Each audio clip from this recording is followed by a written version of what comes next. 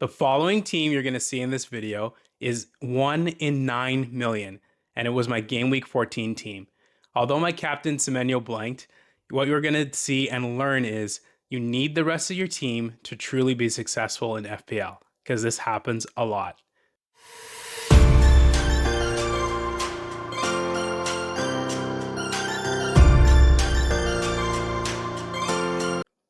Welcome to my channel, this FPL Game Week, where I, your host Femi, are with you every week to help you get up the ranks, share strategies and tips, and just try and persist in this crazy game. So this week, it's a wild week, and I'm recording this just before the Manchester United game, the last game of the game week. But let's go back to Semenyo, okay? So the first day of the game week, I was on 22 points because I had captained Semenyo over Haaland and missed his massive haul. That was a decision I made, and I knew I wanted to go differential with Semenyo. And so I was on 22 points. In my mini league, I had people saying they were praying for me. I was in this feeling that, everywhere on X, people were saying, oh my gosh, we missed out on Haaland captain. But I was thinking to myself, I got to trust in my team. There's a reason I brought these guys in for a reason. And lucky me, they performed, and I ended up on 68 points this week and a little bit of a red arrow. And one of the things that this tells you is FPL is such a game that's unpredictable, but it also tells you need to build your best 11 every single week. And I did my first video on this, which you can find in my description and start here, the top 3 tips for sustained FPL success. And I encourage you to check it out because I talk a lot about having this exact thing happen to you. Your captain's going to blank, you're going to get frustrated, but FPL just keeps us coming back for more because the game, it just works like that, unfortunately for us. So we'll take a look at how the team did in our Game Week 14 review. We'll also review our Game Week 14 FPL Green Line fixtures. We'll look at how the team is looking for Game Week 15 and see any transfer plans to take advantage of the transfers we have before we get topped up to 5 transfers in Game Week 16. All right, so let's take a look at our team and reviewed in Game Week 14. All right, so let's look at the team in Game Week 14. So I finished on 68 points. I have no players in the West Ham Man U fixture, so that's why we can just take a look at the team quickly. And so in goal, I had Henderson, who had 7 points. Henderson, he's getting into that set and forget territory for a goalkeeper. Crystal Palace, great defense. We've been over and over it again, and they look very comfortable, and he looks comfortable playing behind them. So that's great for me.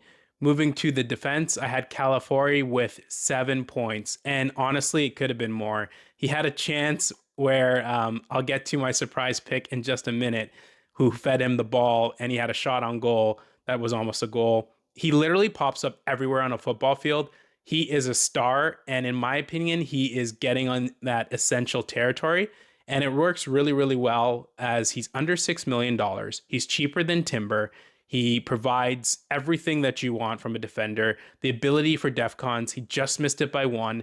And honestly, he just looks great. He looks like a star in the making.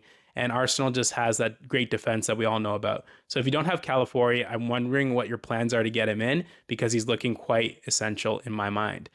Then next we have Munoz. Munoz, he is essential. 14-pointer, just totally dominant. Another goal. He looks great. He's a right winger playing defense. There's nothing really more that you need from a player in that position. And then finally, my last defender, Ruben Diaz. Anyone watch the Man City Fulham game? I missed it because I was watching Semenyo, my captain. And I know a lot of you actually were. Drop a like and a comment if you were watching the game because we missed 9 goals. And obviously, when 2 teams combine for 9 goals, the defenders aren't going to do well, and Ruben finished on that big 0-pointer.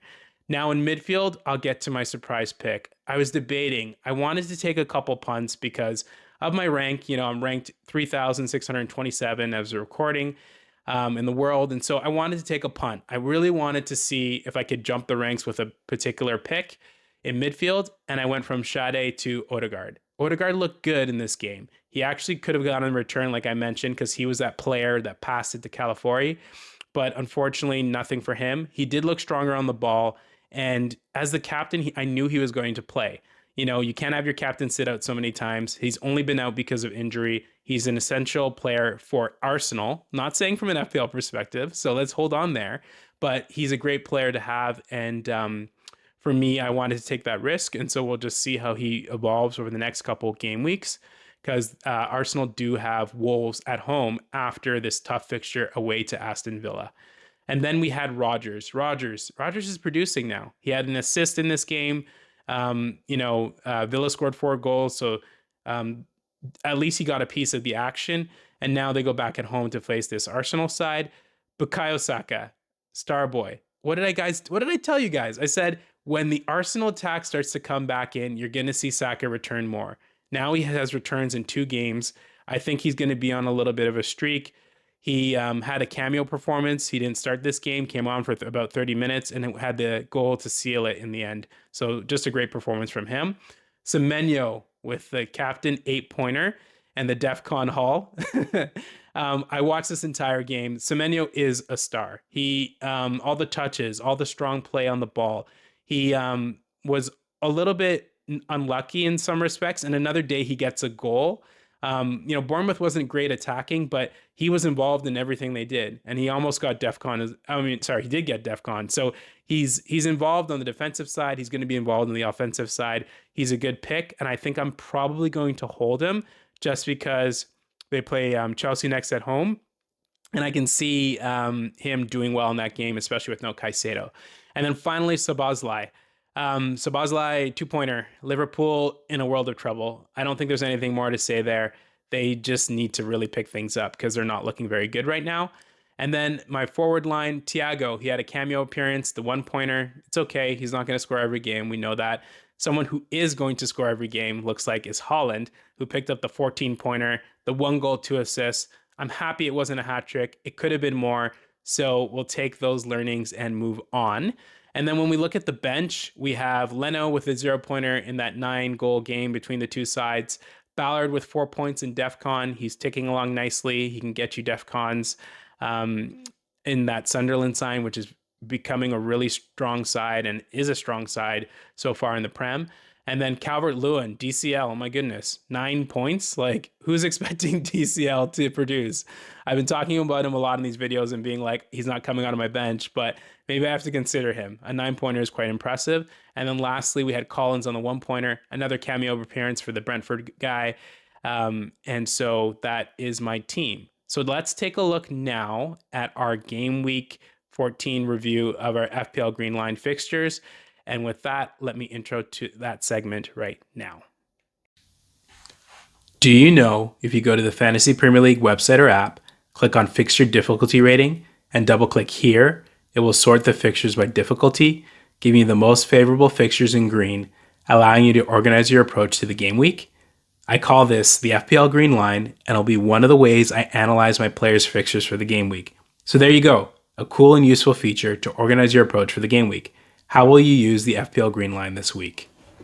Okay, so this will be quick because we're recording this again, like I mentioned before, the Man U fixture, so don't have any information on that game. But we did see Liverpool versus Sunderland, 1-1 game, Liverpool at home, not looking convincing. They had to get a late goal, well, own goal from a Wirtz shot to really save them in this game. Liverpool assets, of course, in my opinion, are just in a void right now. It's too risky. There's so many points to get in other places, so I would just avoid them and see what other options and where you can use your money more effectively. Because I have Szoboszlai and I just don't think he's going to return. And we'll see in transfer plans my thoughts potentially on taking him out for a 1-week punt in the midfield area. So those are our the big 6 games. Now let's take a look at the rest of the games in Game Week 14. All right, so the rest of the games. Bournemouth at home versus Everton. Cagey game. I already mentioned on how Semenyo had done. The team around him was not very good. They just lacked ideas. They lacked motivation to really drive the ball into the final third outside of Semenyo.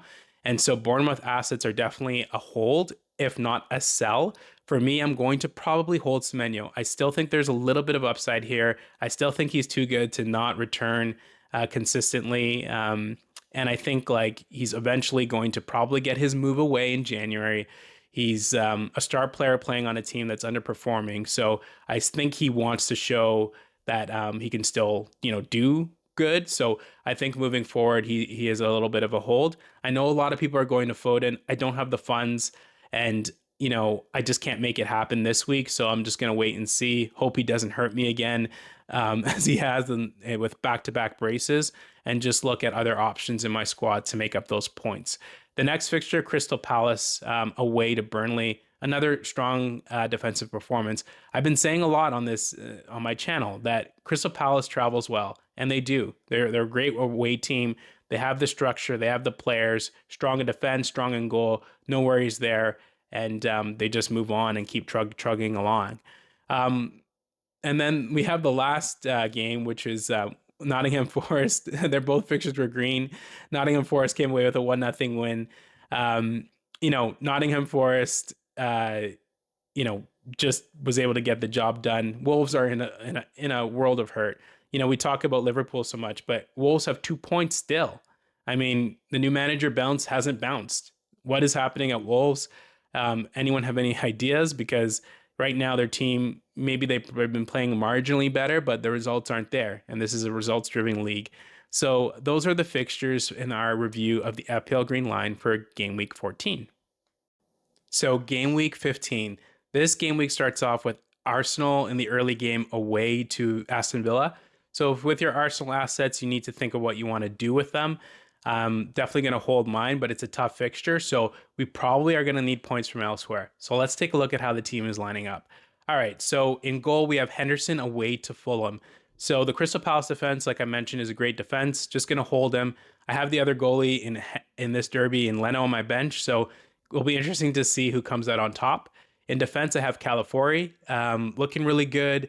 Like I mentioned, strong option for those needing an Arsenal defender that isn't Timber, because Timber has played so many minutes, and Ben White looked really good. And I'm so happy to see Big Benny White back, because he and Saka have great chemistry, and I think Arsenal's a better attacking side with White in the team. So in any event, if you don't have Calafiori, definitely one to look at. Munoz, nice set and forget back there. And then Ruben Diaz. I'm hoping for some Ruben Diaz points. I'm hoping for a headed goal. I'm hoping for something, because, he has those metrics. He's a strong center back, and he has to get back to his best form. So in the midfield, we have Odegaard. So Odegaard, he played, he played the full 90. So he's definitely getting back to fitness. He looked good. So we'll see if he can produce anything in this game. We have Rodgers at home against Arsenal. A nice balance to, if Aston Villa does well, I have Rodgers, who will definitely be involved in goals if they do well.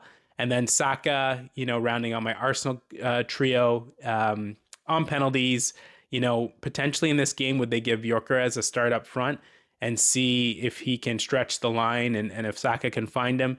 In any event, Saka can score, he can assist, he's on pens, he's, very reliable, and I think he's going to do really well, like I keep mentioning, as the other players and attacking players in Arsenal come around him. And then we have Semenyo, the hold against Chelsea, no Caicedo, so maybe Semenyo will be able to get loose and get something in this game. And then finally, Szoboszlai, which away to Leeds took care of Chelsea quite comfortably.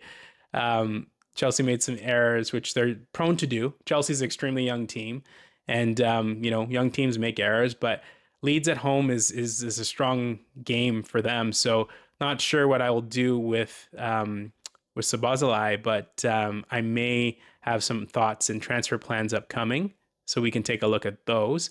And then in the front line, we've had the same front two for quite a number of weeks in Thiago and Haaland. Haaland is currently the one who has the captain's armband at home to Sunderland. Not sure how that game will go, because Man City has Real Madrid next. So will there be rotation? Will there not be? Sunderland's a strong team. Really hard to predict how many goals will be shipped in that one. And but ultimately, we're going to go back to Haaland most likely for captain. Now let's take a look at our transfer plans and see what options we have there. All right, we're rounding out this video with transfer plans. So the one thing to note, and if you haven't heard about it before, AFCON is taking place, and in Game Week 16, so many of these players that are part of these African nations Go Nigeria. Shout out to Nigeria. I'm Nigerian background, so I love my Super Eagles. But in any case, so many of these players may be going away in Game Week 16. So we're going to get 5 free transfers that we get to use. So ultimately, it's a use it or lose it scenario. So if you don't use your transfer in Game Week 15, it's gone, but then you get topped up to the 5. So it's an amazing game week to take some punts. So when I look at my team, I look at the area, I look at Sabazlai, and I'm like, what can I do for 6.6 million? One name that is standing out in particular, I'm thinking about is Jack Grealish. He had the goal against Bournemouth. He looked really good. And, you know, he's always one of those players that when he gets the ball, he's really hard to knock off of. He was causing so much havoc. So he's under my consideration. I also would love to get in a defender at Newcastle because they have a really favorable matchup at home against Burnley. So those thoughts are in my mind. Let me know who else you guys are thinking of. But, you know, if you have a couple of transfers, it might be time to take a punt. The other thing to consider is I have some chips left. So I have my free hit chip and my triple captain chip. And I have some thoughts on that, which I'll share probably in another video or YouTube short around what I'm going to do there. So ultimately, I only have the 1 free transfer. And, you know, I don't have much wiggle room, but I do like how the team ultimately is looking.